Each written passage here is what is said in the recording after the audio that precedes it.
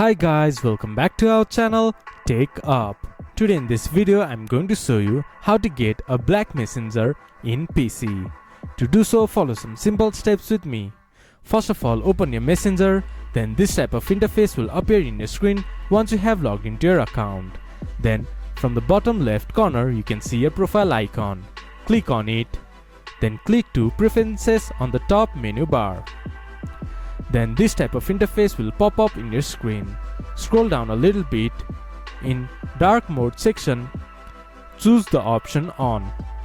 Then your messenger will turn to black. This is how you can turn your messenger to black on PC. This much for today's video. If you guys find our video helpful, please leave a like and comment. And do not forget to subscribe our channel and hit the bell icon.